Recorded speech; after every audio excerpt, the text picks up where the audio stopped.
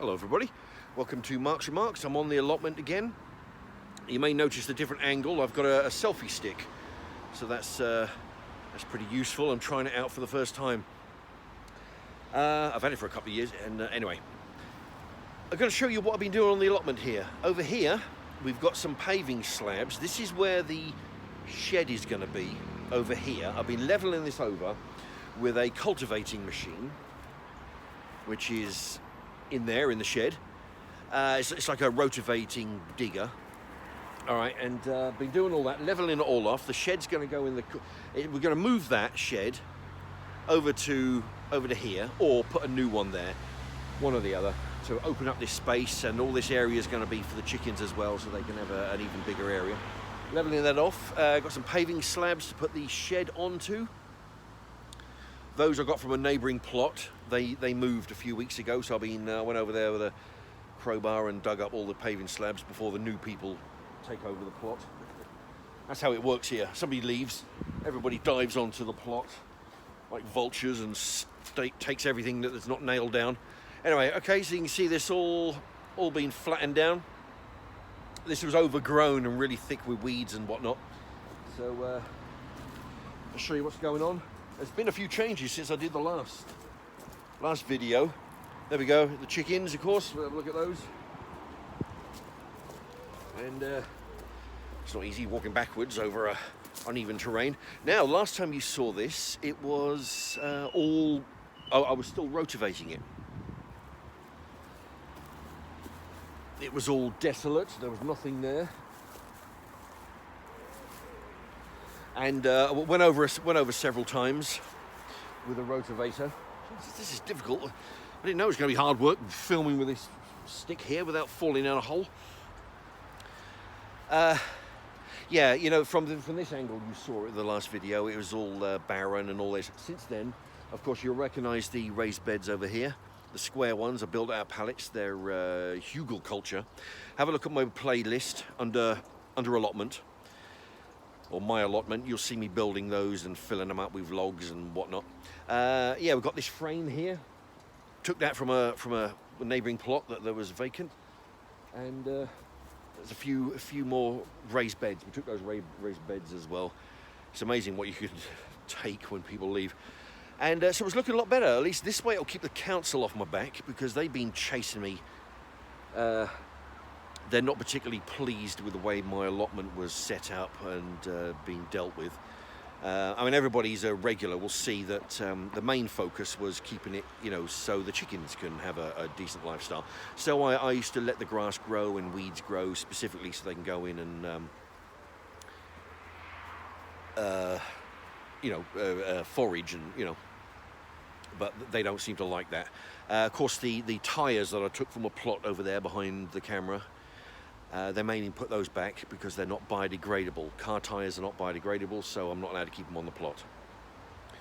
Of course, if they were biodegradable, they wouldn't be any bloody use as a flower pot. So I had to put them back. Council picked them up, so they're gone. And it's coming along. There's a little bit more work to do, of course. Possibly a few more raised beds. And let's have a walk down this way. A few more raised beds, and of course the back of the plot, which you just saw, that's going to have stuff growing in there. Anybody put in the comments if you know a way of keeping mice under control. Occasionally we'll find a couple of mice in the chicken enclosure here. What they do is they're burrowing in from somewhere, and I have to go. I beat two of them to death last week with a rake. You know, but they you know, they keep coming back. Anyway, so yeah, what I've got here is, if I can get that in, where's it gone? There. It's difficult. Right, I've got a mint plant. I'm told that will help discourage the mice and whatnot, the little rodents. If you know of a better way, by all means, put in the comments. Let me know, and I'll give that a try. They don't seem too interested in eating the plant, which is good. And at the moment, they're not diving in there, scratching it all up, looking for bugs and stuff, which is good as well. So hopefully they'll leave that to flourish.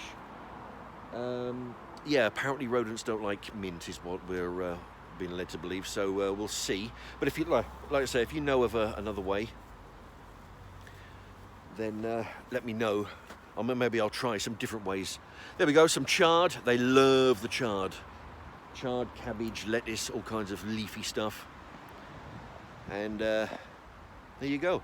And yeah, I'll tell you what though, there's not a lot else to show you. I've had 3 eggs today. Actually, I'll probably do a little bit, but people like watching the footage of this is where I've already had the eggs out of here today. There you go. There was 3 today. There was 1 yesterday. So they kind of, you know, they have a break. They don't lay one every single day. When I had 4 chickens, I was getting 106 approximately a month. 106 eggs between the lot of them, which is about 26 eggs each. And it's the same thing now that there's 3 of them. They're doing about 26, which is about, they do about, I get about sort of 75 to 80 eggs a month between the 3 of them, which is about 26 eggs, 27 eggs.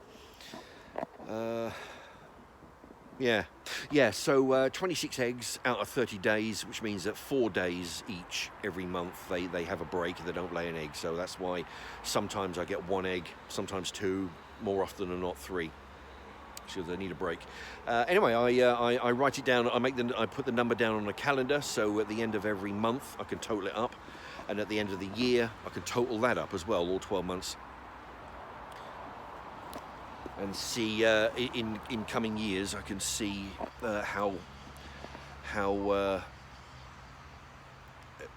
much they're slowing down over, you know, year 1, year 2, year 3, because a couple of years they'll start slowing down. There we go. Put the chickens in the background there. Yeah, you know, so it's coming along. What I've done, because like I say, the council have been on my back, you know, all the time. They're not pleased. That they want 75% of the plot dedicated to vegetables and stuff, which they don't seem to understand. That back plot, which I just showed you back there, where I've cut up the pallets before, dismantled the pallets. That area is covered with trees. At the back there, that's covered with trees, so there's hardly anything's going to grow back there. There's these 2 huge trees that I inherited. As you can see, they've grown way out of control, and they won't let me cut them down or even trim them. I don't want to cut them down completely. I just want to trim the top quarter of the tree. They won't let me do that. And of course the shed that I inherited as well, you know, so that takes up half the plot.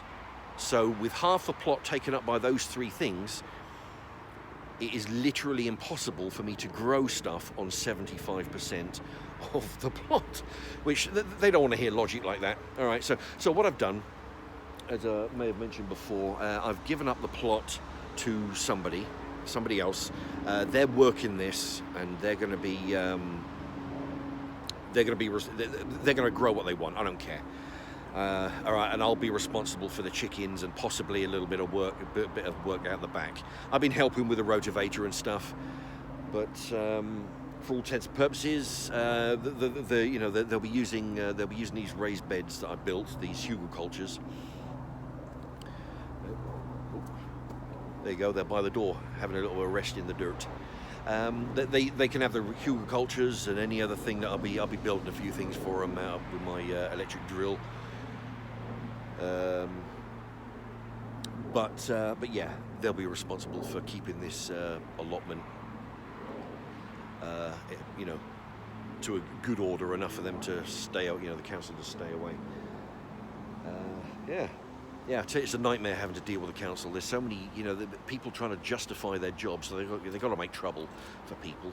Because if they don't make trouble, then what's the use of them being there? So they make it difficult for people. Anyway. All right, so that's that. Yeah, they're scratching around in the dirt, trying to find a bit of a cool area, a bit of a dust bath. Of course, they've got their diatomaceous earth in the tub back there. And yeah. Anyway, okay, so that's all right. I'm gonna stop there.